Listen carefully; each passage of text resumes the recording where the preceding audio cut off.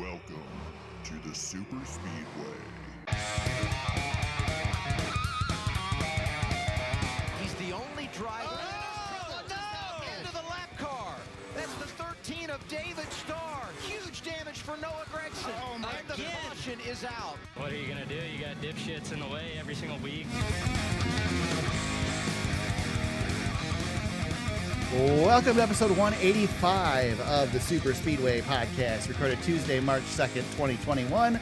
I'm your host, as always, Eric Young, and I am joined by my co-host, James Cush.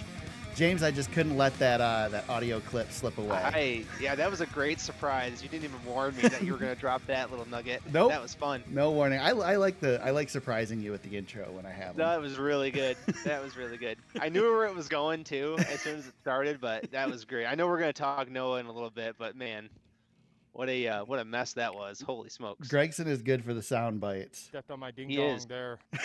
Yeah, he's already on the board. Yeah. Yeah. Yep. Jeez, yeah, he's on the Hall of Fame. I don't think I'm putting the new one on the board, but Yeah, we'd have to bleep that one if we used it too many times. yeah, it's probably not the Yeah. best to use it immediately at the beginning of the show either. But I just couldn't resist, man. And I Yeah, don't want to bleep that thing out. It's just too beautiful without the bleep. So Oh, Noah. Poor guy. yeah, we'll get to know in a few minutes. It was the Dixie Vodka 400 at Homestead Miami Speedway this weekend. And we didn't go 3 for 3 on first-time winners this week, James, but we came about as close as you can get to that. Yeah. William Byron gets his second Cup Series victory on at Homestead. What do you think of that? Man, I was pumped about that one. I like, you and I have been tooting the horn of William Byron for a while now. Yeah, I'm glad to see him finally living up to it, you know? Yeah, that was a performance by him, huh? I mean, he was, and I know people are saying like, oh, Tyler was coming, but the race is what it is, and he ran it perfectly at the end. I mean, that last stage was flawless from William Byron. Yeah, he led 102 of 267 laps, so I'd say that's a pretty good day.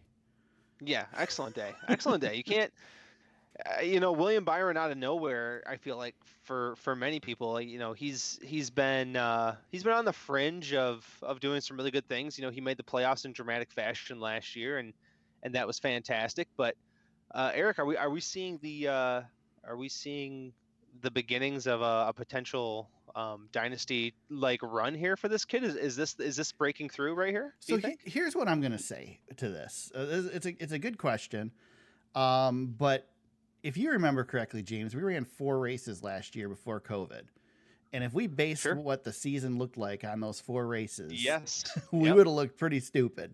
Ryan Blaney was about to win 12 races last year. Yeah. Yeah. So I mean, we're not going to get. Hopefully, we're not going to get a 3-month or a couple month break here. I mean, we are going to.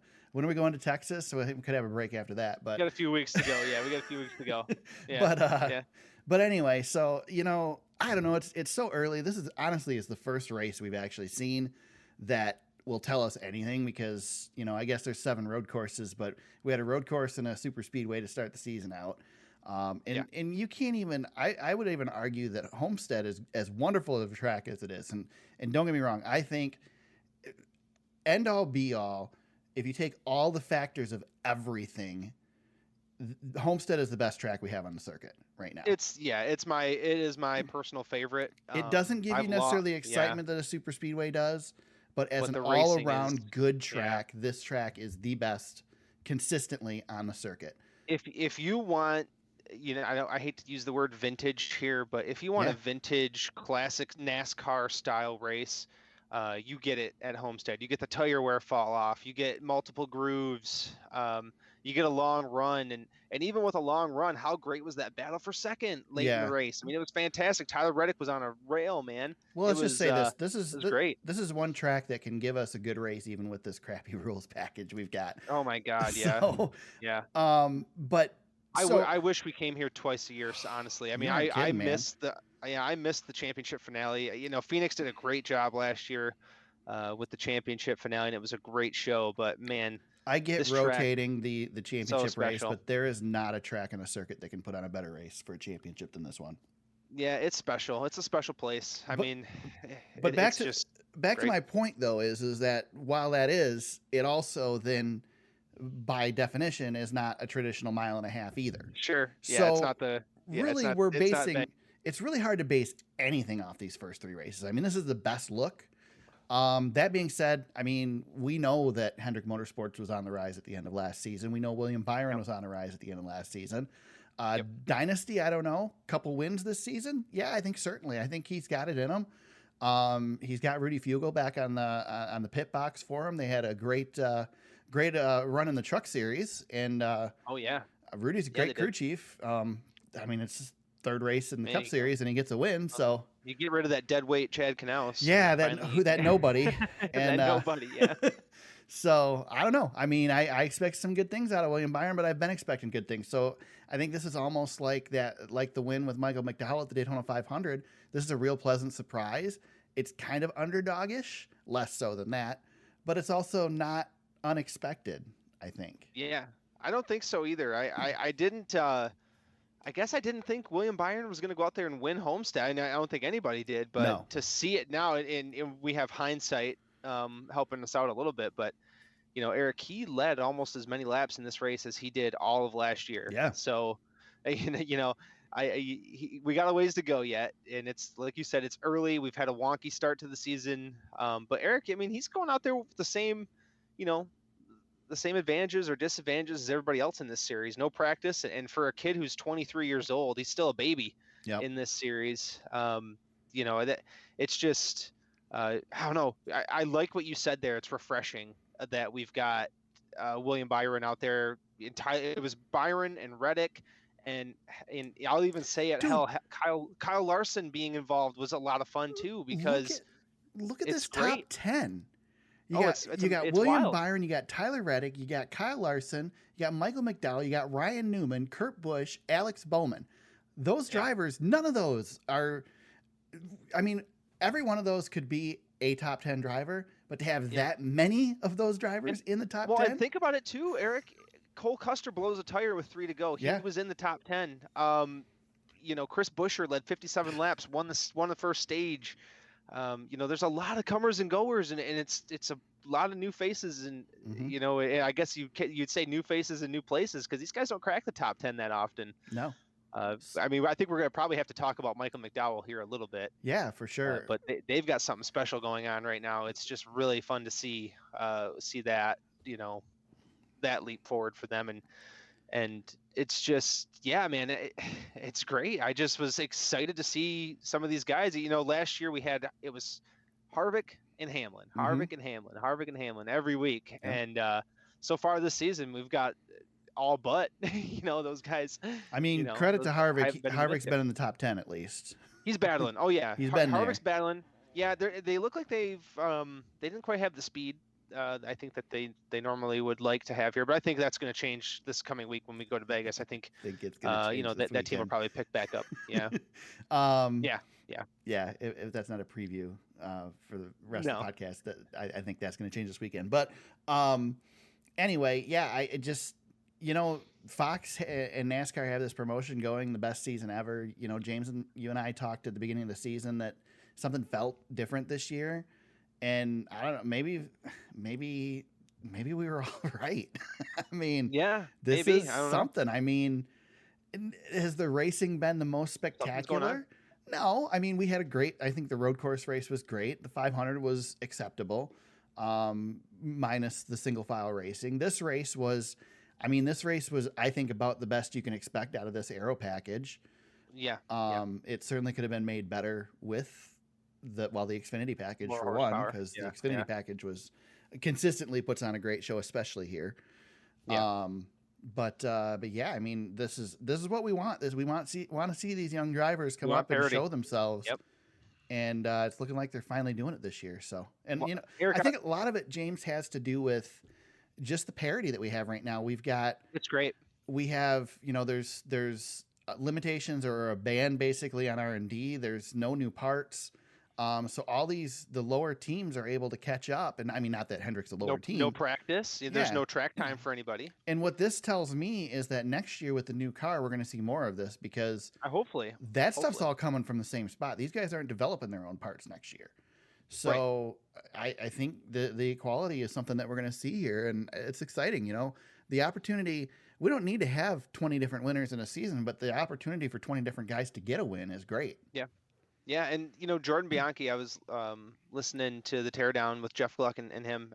He mentioned that this is starting to feel a little bit like 2001, where we had 18 different winners, and kind of a wonky season that was.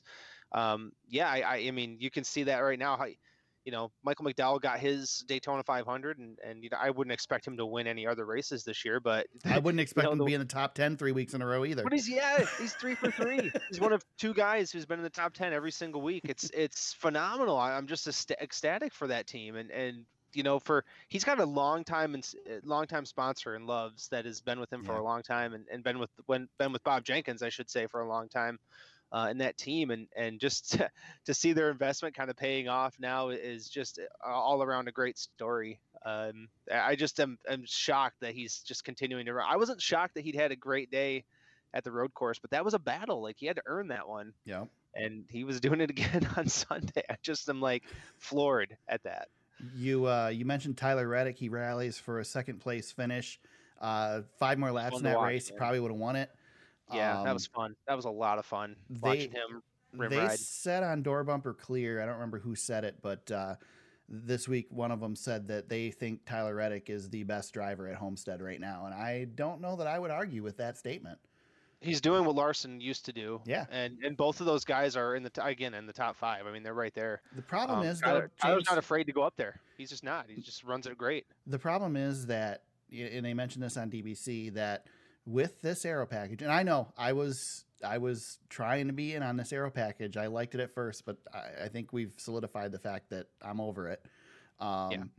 And so because of the aero package, they don't have to run the wall anymore in the Cup Series. And Reddick made up time for it, but someone like Larson, who normally you'd see up there, never had to do it and still managed to get a 4th place finish out of it. It almost got a 3rd place finish out of it. It's just, it has changed Homestead. And again, still put on a great race, but it's not as good as it could be with this freaking aero package. Well, the rim riders like Reddick, Xfinity Series like Gregson, I mean, great performances, but coming up just short. And Noah, we'll talk about Noah in a little bit. That's a different situation, but I mean, there's still. I mean, watching Tyler Reddick run that, he was out to lunch all day, but that car was set for that 3rd stage. When the cover of darkness hit, that car just lit up and came to life. I know that team wishes they would have scored more points in the race. I mean, he only had 35 for the day, no stage points. But when you're going out there expecting to possibly win this race, like they are, it's incredible. You can count on that guy. I mean, I would have, if I was a betting man, I would have had money on him finishing inside the top 5 in this race. And sure enough, I mean, he was there.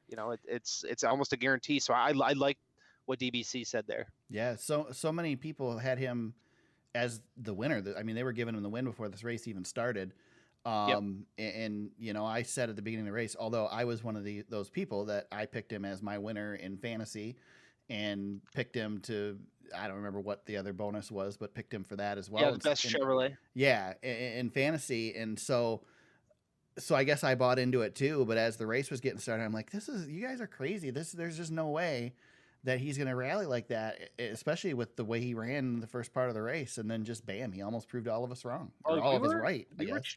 Yeah, and you and I were chatting about that, Eric. I think I said, since when has anybody who rides the top at Homestead actually won one of these races lately?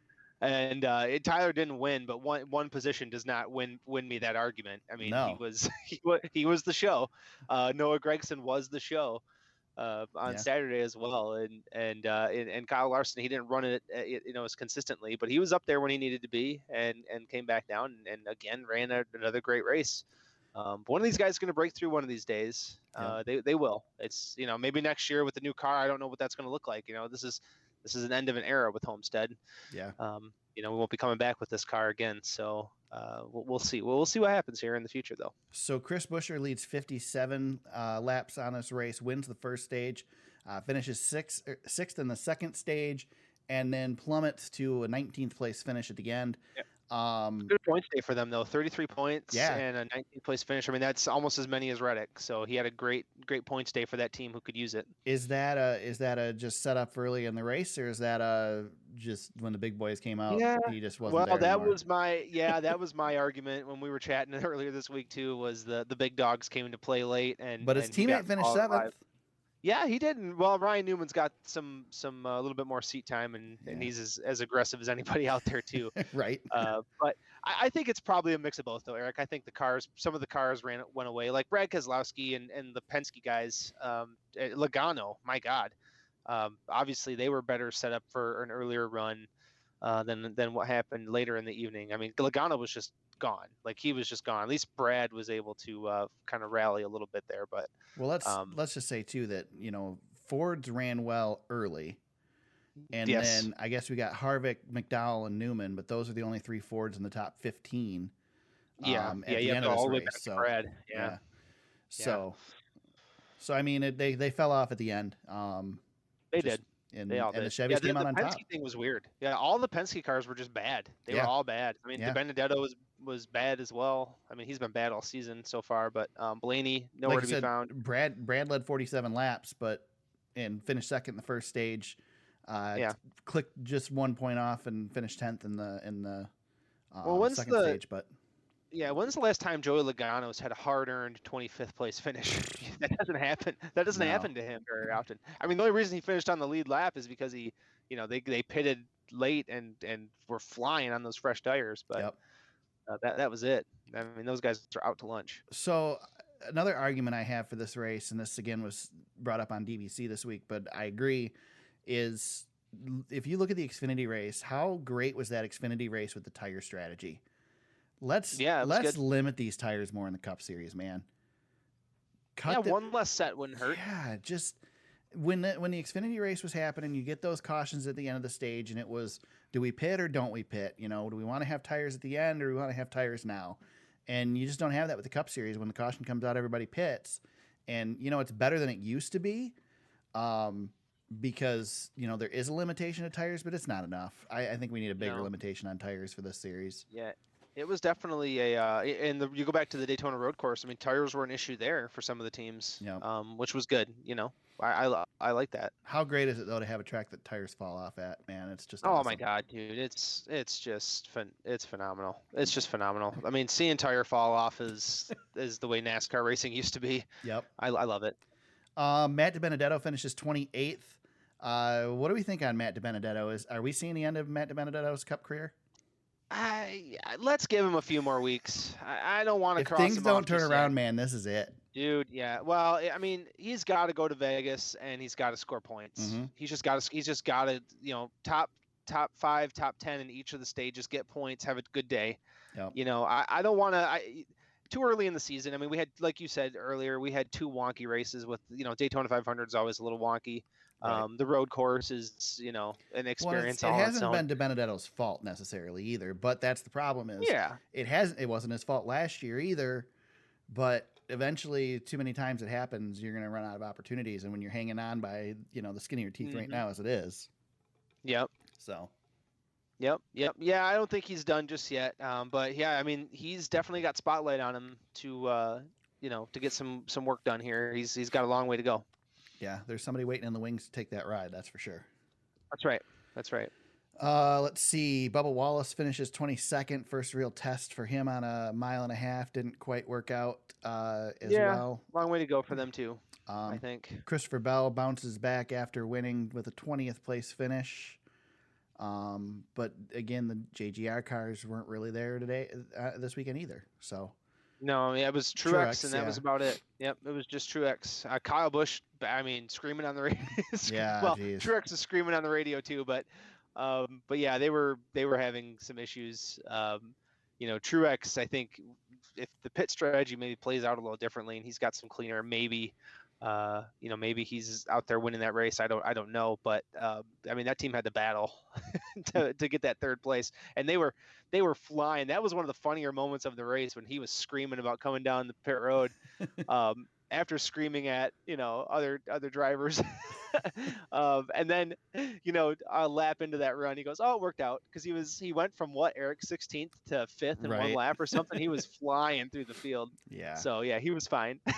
That was a good car. They brought a good car again. Ross Chastain working on making enemies, has issues with DiBenedetto and Blaney, which wasn't a surprise with Blaney, considering Blaney took him out last week at the road course. So yeah, it's a little early for us to be. I don't know, man. Just drive. Yeah. Keep yourself. I don't know. Keep your nose clean, bud. You don't have to be. I don't know if he's trying to establish himself or what he's trying to do there, but I would just move on. Yeah. Right now, I agree. He's got a good seat. Just go out there and run good. That being said, I don't think that's Chastain. I don't think he's gonna just move on. I don't think so either, man. I think you're right. Yeah, I think you're right. Okay. Anything else? Anybody else jump out at you on this one? I thought Chase Briscoe rallied really, really well. I mean, kind of watching these young drivers. I like what I saw from Chase because he was way out to lunch early. Yeah. The other Chase, he didn't have such a great day either. Our champ, Chase Elliott, he's way down the board for him. 14th place finish, led 4 laps on the day. Yeah, and that was a rally. I mean, that was a rally. Yeah, they were way he down. finished 8th in stage 1, and that was it. I mean, yeah, they were in the 20s for a long time. Yeah. Daniel Suarez, I mean, that's a nice run. I just want to shout that out again here. That was a pleasant surprise. That was his best run since he's left Stewart Haas. Yeah. It's been a minute since we've seen Daniel Suarez. And for a young team, I thought that was a good run. I mean, that team doesn't have some of the advantages that, you see with Bubba Wallace and in 2311. So that's a nice run for Trackhouse. I'll give a shout out to Ryan Preece with the 21st place finish too in an uncharted car. Yeah, he's running hard. Last year we were talking about his multiple last place finishes in a row, and this year he's getting done what he needs to do to stay in the field. Yep, running hard, running well, driving the wheels off that thing. I like that. Yep. Corey LaJoy, not such a great finish, 36th for him. Engine issues, had one let go. So yeah, Spire kind of fell this week, but still a decent start to the season for them. Yep. Okay. Anything else? Awesome. No, I'm going to miss you, Homestead. We'll see you next year. Well, we're not done with Homestead yet because we're going to talk about Xfinity. We got to talk about it. Yeah, I got to talk about another race. Yeah. So let's talk about the Xfinity race. And I guess, first of all, again, as often is, especially with this aero package in the Cup Series, definitely the best race of the weekend. But Noah Gragson dominates the race. Let me pull up the stats here. Gragson. Yeah, I'm looking at him right now. Where are you at, Gragson? 34 laps led. Of 179, led 3 times, but was running away with it, man. He had what, like an 8-second lead or something like that? Yeah, and 3 laps to go, 2 laps to go. Yeah, and David Starr cuts a tire or shreds a tire or cords a tire or whatever, goes up against the wall, and Gragson runs in the back of him. 3rd race in a row at Homestead that Gragson has had the dominant car and lost the race. Gragson, as you heard in the intro, not very pleased with the finish. So I guess let's talk about it, James. David Starr's fault, Noah Gregson's fault, or just a racing deal? You blow a tire, that's not really the driver's fault. I will say this. How hard are you running? I get he's on the lead lap. He's the last car in the lead lap. How hard are you running with 3 laps to go that you wreck in front of the leader? But you know what, Eric? You said the key point here that we need to consider. He had an 8-second lead. Yeah. He didn't need to go trying to fly by David Starr in the corner either. He could have gotten him elsewhere on the track and used a little bit more caution. But that being said, somebody blows a tire in front of you. I mean, how often does that really happen? You get taken out as the leader. I mean, that's a very rare instance. The thing is there's one driver in the Xfinity series that tends to run really, really well and not be able to finish because he finds ways. Yeah, I know. When one time it's luck, couple times stuff happens. When it happens this much, you kind of start to feel like maybe that has something to do with who it's happening to. And I love Noah. Absolutely love Noah. I think Noah's a great driver. Really hope for good things in Noah's career. But the common denominator in these things is Noah Gragson. Yeah, he finds a way. He finds a way. This is another thing you and I were messaging about on Saturday, but you picked him and our picks, that we do every week, Mm-hmm. and I just had to say, like, you picked Noah Gregson. That's Yeah. Well, that comes with the territory. I don't learn very well, James. It's so funny. Sometimes I'm not very smart. So Well, I mean, you had it. You had the field covered. Yeah. It was going to be a great day. Yep. Good grief. I don't know. I don't know what to do with that one. It's a racing incident. I mean, when it all comes down to it, yeah. Noah Gregson's got a gigantic lead. Why is he running that high up on the track? David Starr's, couple laps from the finish, tail end of the lead lap. Why is he running as hard as he is? You court a tire. Generally, you don't court a tire instantly. Generally, you have some warning. So why is he running it that hard into turn 3? It's a team that doesn't want to tear up a car to begin with. So it's just the nature of the beast. Well, and the thing too, Eric, is there's one person who's going to come out looking bad and being affected by all this, and it's Noah. Yeah. And if you take certain steps to avoid things like that, then you don't have to worry about it. But Noah just doesn't seem to.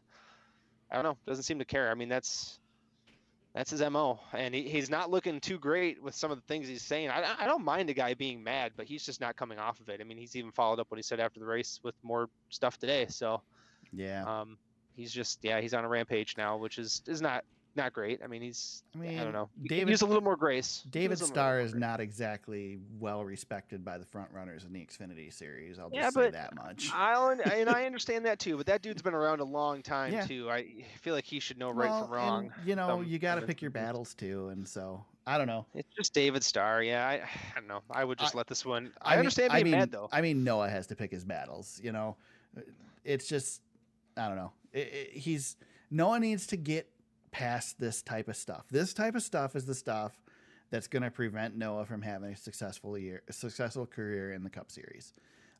Eventually, this is the type of stuff that's going to turn sponsors off. As much as I love it, I mean, don't get me wrong. I'd rather he gets out of the car and says what he says. Listen, he got an audio clip on the show because what he said was funny. It's fiery, yeah. And I like that. I mean, I'm a Kyle Busch fan for that reason, even though, I mean, Noah comes across a little less whiny than Kyle Busch does generally. Generally. But yeah, generally. But pick your battles. So the guy who benefits from the whole deal though, Myatt Snyder, able to sneak in a win, get his first win in his Xfinity Series career. I think that will be the first of several. He's a good driver. He's a really good driver. He's a good driver. Yeah, I think some of the stuff with Matt is that he's a seat filler for some of these teams, but I think he can drive. I mean, obviously he just won a race. That's no slouch, But yeah, he's never won in the Truck Series. He had 35 career starts there. He's got an ARCA win. I'm looking through some of his career numbers, but yeah, this has been a long time coming. He hasn't won a race since 2016 in any of the major NASCAR series. So, yeah, pretty cool, man. I was excited to see that one. Didn't see that one coming. I'll tell you that. No. Didn't have Matt Snyder on the radar, honestly. Right. Tyler Reddick had a great day, ran second, and then was DQ'd. Car was too low in the rear, so he finishes 40th. Harrison Burton, bad day, had an engine failure, finishes 39th. Justin Allgaier involved in an accident, finishes 38th. Ty Dillon, radiator issues, 37th. Yeah. Joe Gibbs Racing, not great. Yeah, they've had a bunch of problems. Yeah, and do you think? I was going to ask you. Do you think Tyler Reddick getting all those laps in helped definitely on Sunday? I mean, definitely. Some of his because he knew what to expect at the top of the track. Yeah, he did. He knew what to expect from that track, and the fact that race ran at night, and then they were at night in the Cup race, I think that helped too. I think so. I'm sure there's not a lot of translation between the two cars. They drive completely different, the different horsepower, but just reps on the track, man. A little bit of seat time. I mean, I know he's a champion driver and everything, but yeah, a little bit extra seat time on the weekends for a younger driver. No practice in this era of COVID-19. So yeah, I mean, I think definitely he had some benefits here with what happened. Yep, and I think you're going to see that a lot at upcoming races when we're running on tracks for the first time. Guys that get that time in the day before are going to benefit from it. So. Yep, I agree, man, 100%. I think no matter what, reps are still better than nothing, and they are important. That's Yep. why these guys run iRacing in the simulators where they learn stuff. It's not the same thing, but they still learn stuff from it. So Exactly. Yes. all right, now we can leave Homestead in the rearview mirror, James. As much as I don't want to. I know. I liked lingering on it for a little while longer. That's okay. Homestead's such a great track. Such a great track. Everything you can ask for from that place. I know. I'm gonna go hop on NASCAR Heat after this, I think. I think the fact that we don't have the dog leg in the front stretch, it's different from everything else. It's just something about that place. And I hope they never repave it. But even the thing is, though, man, is even when they repaved it, when they first paved this thing and put the progressive banking in, it still was the best track on the schedule. It's great. I know. It's great. This track has been excellent from the very beginning. It has never had to work up to being a good track like other tracks have. It's just always been great. Ever since they which is good because it was so bad. Well, they had to reconfigure it. People, I think younger NASCAR fans don't know that this track's been reconfigured. This is its third configuration. Yeah. The first one was exciting but hurt people because it hurt people a lot, and it was shaped like Indianapolis. Yeah, 90-degree turns are bad. Yeah, it's definitely more wonky than Indianapolis. And then they made a flat oval to make it a little more safer. And then the racing was basically a big New Hampshire, and it was so bad. And Tony Stewart loved it. Remember for the the first two races we ran there? That dude just dominated. And then they put some banking in, and Greg Biffle had his moment in the sun there. He loved it when it was freshly banked. But ever since they put the banking into this thing, it's been a good track. Yeah, and you think about the guys who have won there. I know a lot of it's been for the championship, but that's a who's who of NASCAR royalty that's got wins on this racetrack. So to get your name added to it is great for William and everybody. This is from I listened to DBC today, guys, so that's why I'm referencing it like a million times. But they said on there, and I love it. Take the Cup drivers, put them in Xfinity cars, and run the All-Star race here. There you go. It would be such a good show. That would be great. That would be great. Kyle Busch would really like that. Yeah, I'm sure. Yeah, Kyle would love it. All right, let's talk some news, James. We got some COVID news. To start out, Pennsylvania governor announces 20% capacity at outdoor sporting events. So Pocono Raceway looks like it should have 20% fan capacity. Michigan governor announced today that I think you can have like 700 and some people in a 10,000 seat arena. Yeah. So like nobody will be able to come to Michigan, but Texas, on the other hand, Texas is good to go, man. Yeah, Texas is too bad we don't run races in Mississippi too. We're wide open, boy. We are good to go. Yeah. COVID is no longer a problem. We are open. Yeah. No masks in Texas anymore. No masks. Yeah. No masks, no limits. I love it. I don't know, man.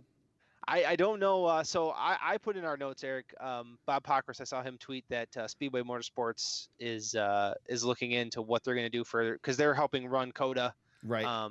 And then the All-Star race and the regular season race at Texas. So I don't know what NASCAR is going to do. I think NASCAR should be smarter than maybe the state that they're racing in and put some restrictions on here. Well, Texas, could you imagine? The Texas points race is at the end of the season, isn't it?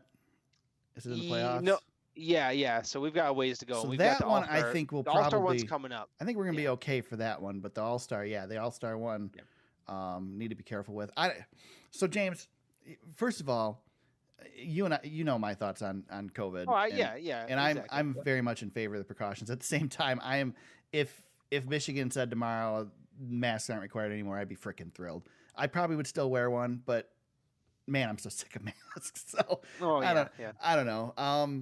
I mean, you know what you're getting when you're going there. You know that if NASCAR and Speedway Motorsports is going to allow it, the state's allowing it. You know what you're getting going there. So go with caution, and if you're comfortable, then go be comfortable.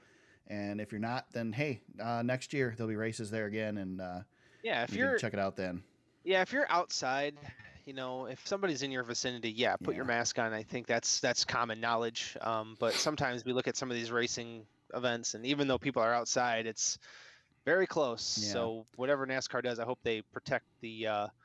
When we get to Texas here in a few weeks, also races usually in May. I can't remember where we're at in the schedule, but when we get there in a few weeks, I just hope that go in there and we don't catch I don't know. I That's mean, the I know thing. things are looking good. I know hope things are looking NASCAR good. and Speedway Motorsports do the right thing, at least to where we don't look stupid coming out of it. I just don't want to look stupid. Yeah. Yeah. So, So Chase Elliott's going to be happy. He doesn't like wearing his mask anyway, so he'll be all set. He'll be all sorts of happy when he gets down there. It won't affect me because I won't be there. So. yeah. But can you imagine if we had some weird COVID outbreak inside the sport, the traveling circus that is NASCAR? Yeah, that would be awful. I mean, it got hairy at the end of last season, Eric. Yeah. And I know what the numbers say, and things are looking much better. But I think it's still there. Proceeding with caution. Just be cautious, for God's sakes. We're heading to Vegas. I mean, golly. Yeah. Okay. Yeah. Trying to ignore the elephant in the room when we can. Right. Yeah. All right. Well, fans at the track. Hooray. Right. Exactly. At least we got fans. I don't mind having fans at sporting events anymore, honestly. No. It was jarring at first, but especially outside. If we're outside, yeah. I mean, lower your capacity and let people go to the event if they want. I think even like I've been watching Supercross. They've been indoors up until they got to Orlando, and they were doing 20% capacity.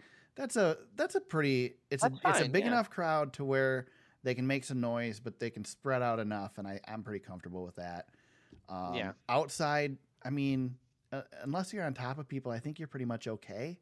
Yeah, just space it out. The Super Bowl actually didn't even really bother me that much. Yeah. That was probably the most spectated event we've had since, and that was not terrible. I mean, again, I won't be there. I'm not gonna deal with it myself.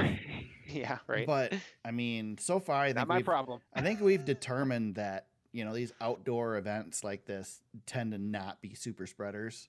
So yeah. I think we're all right. Yeah, I think we're gonna be fine. And then whatever the seasonality that seems to be going on with this virus, for whatever reason, is definitely something that you take note of and you plan accordingly. So have you noticed that when Fox has drivers or crew chiefs participate in the broadcast, that they are in a separate booth from the Fox announcers? Yeah, Tony Stewart was in for the Xfinity race at Daytona and was in a box, a glass case of emotion. Yeah. So I mean, it's good to see NASCAR still keeping that separation. And they got those half-assed partitions between those are Jeff and Clint, and Clint.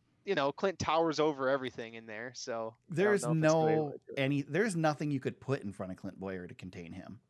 Oh my God, dude! Him shattering that trophy on pit road before the race gave me anxiety. Tell me. Okay, so here's the thing. Clint is playing the DW role on Fox, the goofy role, but he's not. He's not embarrassing doing it. No, he's doing it on steroids. I love it. He's embracing it. I absolutely love Boyer on the broadcast. Only laugh at him because he's not old. I mean, James, last year I couldn't wait for NBC to come back with Dale Jr. I don't think I want Fox to stop. I really like this team they've got right now. Well, and Jeff Gordon is so awkward with Clint. Yeah. It makes me like Jeff wants to be a professional, but Clint's like forcing this new version of Jeff out, which has been a lot of fun. It's perfect. It's absolutely perfect. He does annoy me quite a bit, but in a fun way. In a fun way. He doesn't bother me at all. And then you've got the probably arguably, at least certainly with current broadcasters, the best in the business with Mike Joy leading the team. I know. Yeah, and I know. Potentially the best ever, in the business. You could make a pretty good argument for Mike Joy being the best there's ever been in NASCAR. And it's a good crew. I like it. It's been an entertaining start to the season. Yep. Clint might be better on TV than he ever was in a race car. Oh yeah, I think so. Yeah. NFL plans to push the Super Bowl back a week next year and extend its season to 17 games, because what do we need more than 16 weeks of football is 17 weeks of football, which would likely force the continued condensed schedule for speed weeks. I think we're all probably okay with that, because I think the condensed schedule works better than the stretched out schedule anyway, right? Wouldn't you say? Yeah, as long as we stay away from football a little bit, I think we're fine. NASCAR knows what happens to their ratings in the fall, so yeah, it's fine. I'm not. I mean, it doesn't really matter that. anyway, because after the rain delay in the 500, you're still it'll be after the Super Bowl's done anyway, so they can run them on the same day. I know. I know. I don't know why we just don't do it on the same day. Yeah. Start your Super Bowl off with a Daytona 500 and then play the Super Bowl at night. Yeah. Come on, let's go. Yeah. That'd be great. Mm-hmm. Come on, people are partying it up anyway. That'd be awesome. down. I'd be down. Yeah. Come on, NASCAR, get it done. Kyle Busch, Joey Logano, and Kyle Larson are going to run the Dirt Nationals at Bristol, leading up to the NASCAR weekend. Well, pencil in Kyle Larson for a W there. Gonna say, give Kyle Larson the trophy before we even get started. I'm waiting to see Chris Bell signed up here. I haven't seen that yet. Yeah, you'll see some more guys. This isn't the end of it. I love that Joey's running though. That's cool. Yeah, I like it. I've seen Joey run dirt at Eldora. I've seen Kyle run dirt at Eldora with the Prelude to the Dream. So they can do it. So I've seen them do it before. We were chatting on Messenger this week, and we haven't chatted about it on the podcast. Are we coming around, James, to this whole Bristol dirt thing? Yes. I think I'm. What I said in our discussion this week is, I did not expect them to have cars on the track this early, to be that ready for this, to have actual testing happening this far in advance, albeit with late models, not NASCAR cars, but and trucks. I saw trucks out there. Okay, I mean, yep. Not NASCAR trucks. They're different dirt modified trucks, but I guess we should know that Speedway Motorsports. It's a big investment, Eric. They put a lot of money into this thing. They're not going to come into this without knowing what they're doing.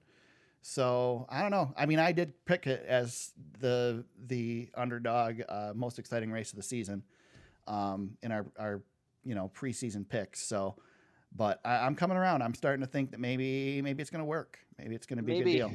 Maybe I'm still cautiously optimistic. Let me put it this way: even if it's a disaster, at least I'm excited for it. It's the most excited I've been for the first Bristol race of the year in a long time, and I'm always excited for Bristol, but I'm more excited for this one. Part of me wishes that we could have gone to this one. Yeah, I think in a different world, you and I may have figured something out to go to this one. It would have been a treat, I think. Yeah, I agree. This was definitely supposed to be on my schedule, but damn COVID. Damn it. And then yesterday, Marcus Lemonis, the CEO of Camping World, was all over Twitter making offers to truck drivers, truck series drivers that didn't have primary sponsors for this weekend at Las Vegas, offering to $15,000 to slap his name on the side of the car. Yeah, decal the car up the way he wants, and then there's bonuses based on where you finish. So up to $50,000 per team who can win the race. So there was a Twitter debate going on between a couple people that James and I are fans of, in some capacity, between the Godfather Dave Moody and Nick Bromberg from Yahoo, and so everybody's favorite. Basically, Bromberg was arguing that this is a sign of how bad things are, and Moody was arguing that this is just a great sponsor. So, what do you think, James? Is this a bad sign? Does this put a bad mark on the truck series? Or listen, Dave Moody's not wrong to be like, yeah, it's good, and Nick's not wrong because the business model is pretty wonky. Right. I mean, but listen, the business model in auto sports has never been good. Right. Even in the heyday, Eric, it's never been good. Right. It's been a lot of money for a lot of, it's just an expensive sport. So if you can filter in some cash for some of these lower funding teams, of course they're all going to come scrambling for it. They want that extra money. I mean, $15,000 for a small team is no joke. They're going to spend it. Yeah. Who's going to say no? Who's going to say no to free money? Right. Come on. So I see both sides of this one, honestly. I always love to side with Nick, but here's the thing. This is a title sponsor that cares about the series he's sponsoring. I mean, he's keeping half of NASCAR in business. Yeah. By doing what he does. Yeah. If it wasn't for Marcus Lemonis, this truck series might not have survived. This truck series wouldn't be here. Yeah. I mean, I agree. In the end, I think it's a great thing. And this is not the first time that he's thrown up money to try and get, we talk about promoters. This must be where he gets his year-end bonus had come in or something or tax whatever. Write-off. The tax money's come back in. Yeah. So he can start throwing money around at the beginning of the season. This is what he did last year with the bounty. Yeah. The same thing. And that's the thing. Like we talk about, that was fun. Yeah. That was a lot of fun. We talk about promoters in the local level and what they do for local tracks, and then we don't have that at this level. Well, here you go. Here's a guy who's working as a promoter, basically, to get people to the track. NASCAR would be smart to hire him in as Yeah. like, as a promoter for the series. He's Yeah. got good ideas. He knows how to spend money, that's for sure. I mean, he was, his logo was slapped on Daniel Suarez's car at Homestead in the Cup Series. So he invests, man. I love to see it. It's great. We're gonna see a lot of Camping World trucks out there, but that's good. That's a good thing, man. Yeah, I mean, I don't have any problem with it. If anybody was worried about when Craftsman left the Truck Series, Camping World has definitely picked up the slack. That's for sure. Yeah, Camping World's got a monopoly on the RV business at this point, so he's going to be doing good for a while, probably. Yeah, exactly. It's good to see. Yeah, I have no problem with this. This is great. Nope, I agree. I think it's awesome. Any news I missed, James? I don't think so. I was checking the Twitters, but nothing new here. So I think we're okay. All right, we get to make our picks this weekend. It's Las Vegas Motor Speedway. All 3 series are in action. James, let me pull up the numbers here. You fell to me this week, 57-44. But thanks to Noah Gregson, it was not a disaster. Yeah. You still, 44 points is not terrible. So as a result, you lead me 228-227. A virtual tie. Right, yeah, virtual tie, but enough to give me the first pick again this week. That's right. You get the first pick by 1 point. Yep, and you're probably going to say it's rigged because I get to pick 3 races, unlike you got to pick 2 races last week. No, I picked last week too. I picked last week. It always has been rigged. Yeah, you did. You picked last week too. So you're fine. It's always rigged. So first we have the Buckled Up 200 in the Truck Series at Las Vegas Motor Speedway, and James, I'm going with points leader. I'm going Ben Rhodes on this one. Ooh. Not really any reason in particular. Just kind of like him, and his stats are pretty decent at this track. So going Ben Rhodes. Nice. I was worried about 2 guys that I wanted to pick between. I really, really like Chandler Smith, but I'm not going to pick him. I want to mention him. I just don't. I can't. He's got just the one race there, doesn't he? I know. Yeah, I know, and I want to see more from him. But that kid's fast. Yeah, he is. He needs more seat time. Yep. But you left the door open for me here. So I am going to take Sheldon Creed. Yeah, I know. He was kind of a safe, I almost went with Sheldon here. Creed, but I didn't. I guess I didn't want to be safe. Yeah. But, That's. I'm trying to point my way through this thing. Right. Sheldon might not win this race, but I think he'll be up there quite a bit. So. Ben Rhodes will win or wreck. So. Yeah, Austin Hill is another one who's run here pretty well a few times. Johnny Sauter, Matt Crafton, Stuart Friesen, all recently have run very well here. So just a couple of names that have been doing well. There you go. Up next, we have the Xfinity Series. It's the Alsco Uniforms 300. And James, I said earlier that I don't learn very well, and thus I'm going to go with the Las Vegas native, and he's going to bounce back this week from heartbreak this past weekend, and I'm going to go with Noah Gregson as my pick once again. That's so great. Yeah. Yep. Not very smart. So. Oh God. Okay. Well, I'll take Austin Cindric then. Yeah. Right. I think I'm so far. This is my Daytona lineup. I think is what I'm picking here. But I'll take Austin Cindric. If you're gonna take Noah, I'll take Austin. Try to put a gap here between us a little bit. I'm hoping anyway. Hopefully Austin has a good run. Yeah. We'll see. I want to get back to where you pick first because I don't like picking first. It's a lot of pressure. Yeah, it is. Yeah. I kind of like how we did this though. This is good. This is better than than what we used to do. Yeah, so, I like it. Pressure. Too. You gotta watch the lower series now. Yeah, exactly. Yeah, I actually have to research before I make my picks. I actually do research ahead of the show. So yeah, well, you know what's going to happen is one of us is going to eventually pick a Xfinity driver or truck driver who's not entered. It'll happen. Which is going to happen. Yeah, it'll happen. And we're going to laugh. It's good. Yep. Finally, the Cup Series. It's the Pennzoil 400 presented by Jiffy Lube, and I kind of had a little preview of this earlier and said that the time has come, James. The time has come for the veterans to show their faces. And the time has come for Kevin Harvick to get back on the winning way. So I'm going Kevin Harvick on this one. Harvick. And not going with last year's winner, Joey Logano, because, I don't know, I just don't like the Penske guys right now. Yeah, I'm worried about Penske a little bit. But Joey Logano and Ryan Blaney were both really good here last year. They're really good, yeah. Brad's no slouch either. No. So I wanted to pick Denny Hamlin here. I did. But I'm not going to. He'll definitely have a presence in my fantasy lineup, I'm assuming. Yeah. But there's a guy driving for Gibbs right now that I like a little bit more so far this season. I'm going to take Martin Truex Jr. to get a win here. His stats aren't overwhelming here at Las Vegas, but he seems to be leading the Gibbs brigade. Bad-mouthed him all week. I did. Oh yeah, I trashed him. And then you pick him. So I did. Oh yeah. No, I'll come out and say it. I did. I've bad-mouthed him before. It's okay. Martin's not one of my favorite personalities, I'll say. But that's fine. He can drive. Yeah. I mean, my biggest thing with Martin, and this is another DBC thing too, and we've talked about it here, is he's always screaming at it. He's always screaming. He's always got something to say, and he's always got a threat, and he never backs it up. That's right. Yes. You know, if you're going to say you're going to wreck somebody, then wreck somebody. Well, Don't just say it. The icing on the cake was when he threatened Joey Logano, and then Joey went out and he's got to get by me, and Joey just drives right by him. Joe walked by him and won the frickin' championship. Yep.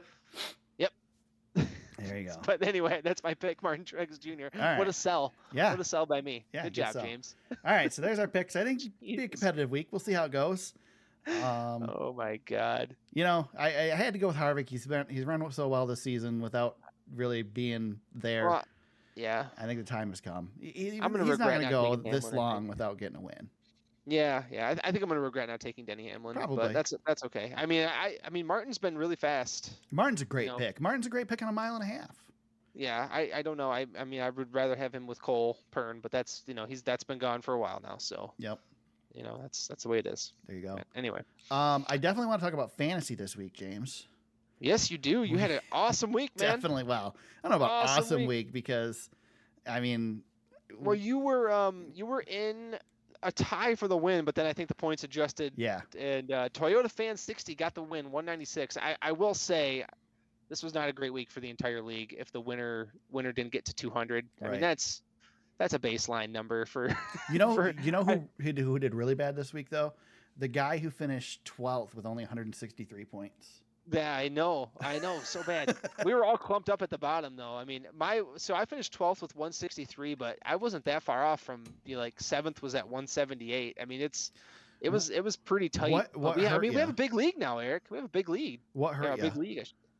What hurt me? It was I had Blaney on the bench. Logano killed me. Yeah, Logano hurt me too. I had Harvick, Larson, Hamlin, and Busch, and I had Blaney on the bench, but I just didn't get any stage points from any of those guys either. So I didn't really have any buffer there. I thought when Hamlin had that late pit issue, I thought the entire league was going to lose points on that one, but not everybody had Hamlin. Yeah. It goes to say. Mine was I was a couple laps away from looking really, really good with Tyler Reddick going all in. Yeah, you Tyler were, man. Reddick. Yeah, that was going to be a 20 more bonus points, and that would have put you right in the. I mean, that would have been you would have had a going away a really good week. Yeah. For that one. So, but yeah, so Toyota Fan gets the win, a slim margin, 1 point. Then Eric, yourself, and then Raging Redneck Racing, one of our newbies, 190. So nice. The 190 club finishes top 3. And then overall standings, you had a great week, Eric, but you are still 12th. Terrible. I am in 8th. I'm meddling around at the middle of the pack. And then our top 3 there, Shut Up Roger. Yep. We know him. Mm-hmm. He's a newbie to the league. Raging Redneck Racing, again, he's been really good each week. And then Mr. Consistency in 3rd. But it's very, very tight. We have a 2-point battle for the lead. And then Ranger Runyon, one of our past champions, I believe, is 2 points out of 3rd place. So we need to gang up on Shut Up Roger and get him out of the lead, because if Roger ends up being on the podcast, it's never gonna be. If you guys, all you have to do is look at his name, Shut Up Roger, and understand why. Yeah. why it would be bad if he gets on the podcast. So yes, local people in people in the area who are familiar with the local short track scene will know the name Shut Up Roger. And he is leading our fantasy league, and I know I didn't mention Todd at all during the fantasy update, which usually he's in there at some point. Yeah. He's got to be just fit to be tied to be losing to Roger right now.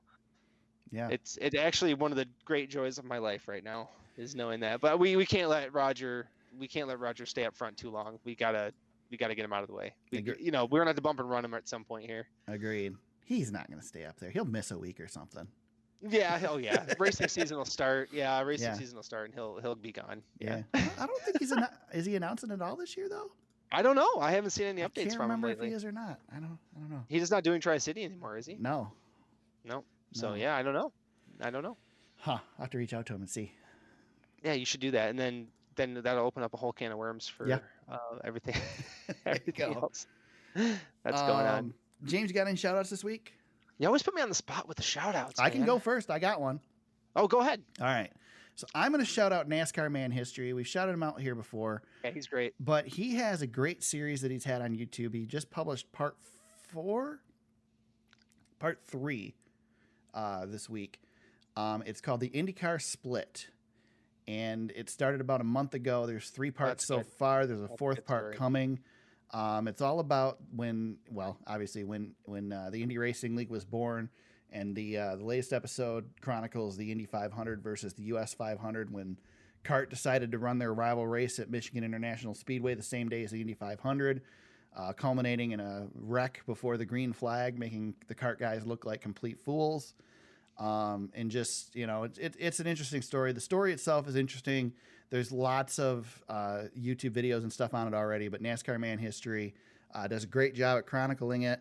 Nice long, 20, 30-minute long episodes.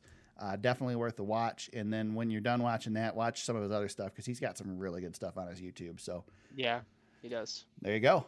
That's mine. Yep, I like that guy, man. He's got a lot of great information, and that IndyCar Split is one of the most fascinating things that has happened in history. I mean, it ruined IndyCar for many years. Well, and many what people years. don't realize too is if you are somewhat familiar with it, which I was, it was a long time coming, and that he talks about that in the first episode. This was not it'd be a good 30 for 30 if ESPN never got involved. That's how good of a story that is. This was something that didn't happen the year before the split. This was years in the making. Yeah. And it's interesting because one of the leaders in it now owns the IndyCar series in Roger Penske.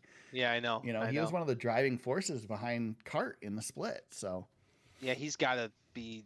I don't know if he kicks himself about that, but I don't know. But I don't know. IndyCar never recovered. It still has not recovered. And well, people don't remember either that IndyCar was more popular than NASCAR in this country. Michigan sold more tickets to the IndyCar race. There were more people at the IndyCar race than there were the Cup race. IndyCar was the premier motorsport in this country. Yep. Up until that split. I mean, NASCAR never had a foothold on the American culture until that split.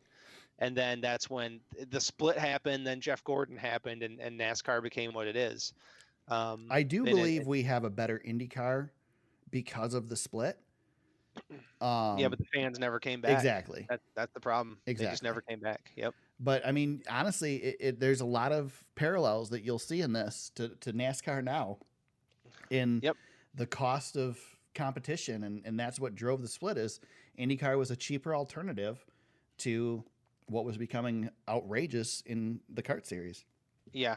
So, but yeah, interesting watch. NASCAR Man History. Check him out. Yep, he's great.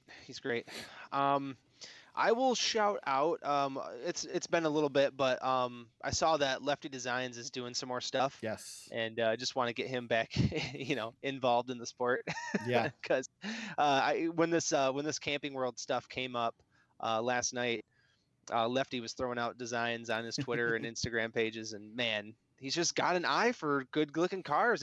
It's more than just his story. He's got a great story. We've already rehashed that, and everybody knows it by now. But go look up Lefty Designs, and you just want to see some good-looking race cars. He's just got an eye for it, man. He's got a knack for making cool-looking race cars. So I'll shout him out this week just as a refresher. I don't know if we'll shout him out again for a while, but just keep him on if you're on Twitter, follow that guy, or on Instagram, follow him. Just make sure that you're following his stuff. If you just want to see some cool-looking designs, a younger person with a good eye. Yeah. He's got talent. You will get annoyed though, because there are many designs on his page that are much better than what's actually on the track. It's true. Yeah, it's true. That's why he's so good. It's just why he's so, I'm looking at a couple of I went and checked out some stuff here real quick, but he redid Jeff Gordon's Pepsi scheme. That's one of the latest ones on his Twitter feed here. Nice. That he's done. But yeah, I mean, he's got some really good looking cars, man. It's just really cool to see somebody who's, I don't know, I can't remember exactly how old he is, but he's young, man. He's just a young kid, and he's, good. Very cool. His Jeff Gordon, I mean, I guess it's an William Byron car, but it's a Pepsi 24 car. If I see Pepsi 24, that's Jeff Gordon to me. But yeah, it's a William Byron car, and it's just slick, man. He just, I don't know, he's just got it. Nice. It's pretty cool. Yep. So there you go. Cool. Yep. James, where can they find you on social media if they want to chat with you during the week? At James Cush on Twitter. You can find me at TSuperspeedway on Twitter. You can find the podcast on Facebook at facebook.com/thesuperspeedway. I don't know how much longer the Twitter thing's going to last, because now that Twitter is going to have people pay for tweets or pay to subscribe. I don't know if you've been following that, James. But yeah, I've been following it. Yeah. We'll see about that. I'm not looking forward to that whole deal. That sounds like the death of Twitter to me. Well, we should make Donald. Well, I'm not going to. For more of the podcast, you can find us at thesuperspeedway.com. You can find the podcast there. Links to old episodes, links to the show notes, which have links to articles that we've discussed in the episode, past interviews, photos, all kinds of stuff on there. So check that out. You can find the podcast on Apple Podcasts, Google Play, Spotify, Stitcher, and SoundCloud. Wherever you heard us today, we hope you subscribe and continue to listen. And if you want to help out the show and help us get to the track whenever COVID is done and we can do that again, you can do that at patreon.com/thesuperspeedway. Las Vegas Motor Speedway this weekend, James. Back to action. All 3 series in action. We'll be back next week to discuss it all and break it all down. Until then, everybody, let's go racing.